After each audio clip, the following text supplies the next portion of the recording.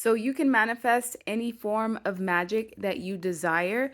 I feel like some of you are even strongest in your lucid state. Some of you have remote viewing abilities. You could astral project. Some of you, it tends to be hypnagogic, which is like right before you're about to fall asleep.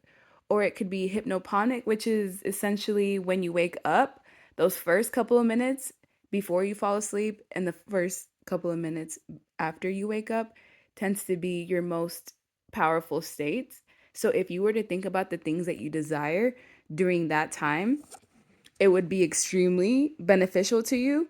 Instead of getting on your phone as soon as you get up, some of you just need to adopt better practices because you're a fighting spirit and you're meant to have endless serendipity. You could get anything that you desire. The world is your oyster and the universe is on your side because you are a pure heart and you're somebody who is helping the collective. You're a light worker, you're a star seed. Automatically, your dreams are going to come true as long as you maintain the pathway of the journey. And as justice is here, you're here to bring balance, to bring change, to shift the energy, and to also cause karma into every single environment and person that you come across. So the only thing you need to do is just be the best of you. The best of you looks different on different days. Some days your best could just be laying on the bed all day. Some of you may have super high expectations of yourself, and there's no rush. You're meant to do exactly what you're meant to do at the exact moment. What is meant for you cannot pass you by. So, even in times when the waters are murky, when you don't know where you're going, when it seems like you hit a deadlock, remember everything's working out as it should. The murkiness can also be a gift. It could be a time for you to help disconnect yourself from things that distract you.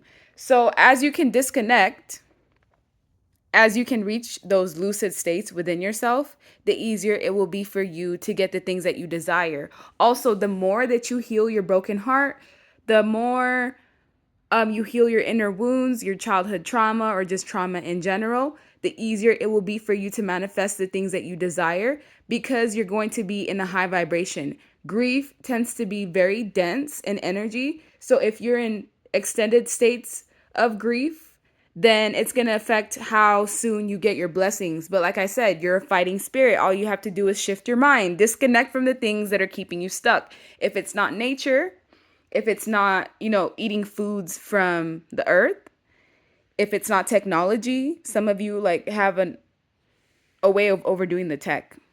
And you know that, myself included. So with the Four of Pentacles in reverse, certain things that you need to release and not judge yourself for. Some of you are heavily judgmental of yourselves, or you just have super high expectations of self. Like, yes, even though you are a divine being and you could be a hybrid, you're still human at the end of the day. So don't fault yourself for those human moments.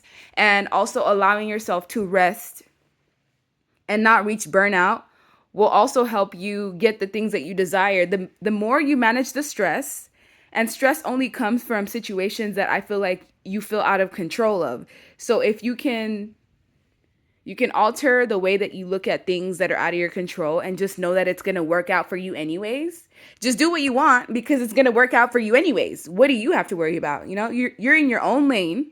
You're not going out of your way to hurt people, to harm others, to be toxic. You're staying in your own lane and working on your growth. This is what gives you a level up in comparison to other people. Also, those altered states of mind, if you're the type of person that knows that you could lucid dream, you could alter your dreams, that's also something that you could help use to your benefit.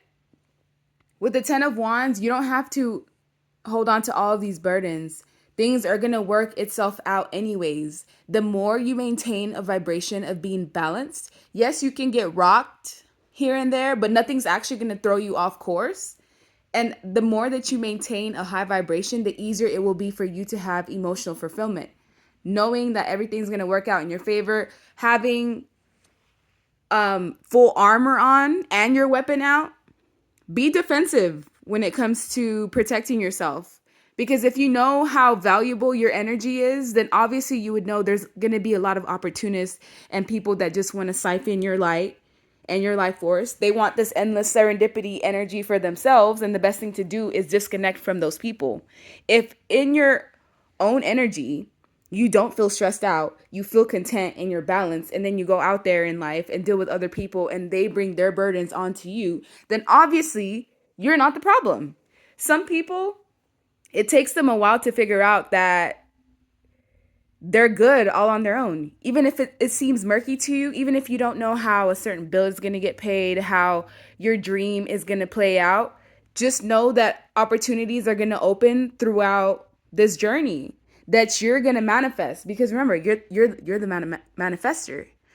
You can open up a portal if you wanted to. You could use anything that you desire. It could be prayer, it could be candle magic, it could just be quantum manipulation. All of those keys are within you as we speak. It's just a matter of being sure of yourself and not letting other people distract you and not letting you get psychically attacked. Some of you get psychically attacked often to kind of just throw you off and take you off course. But at the end of the day, you're still going to get to where you need to be. Things will always be balanced in your sake. Even if it seems like you're the last one, the last will be the first.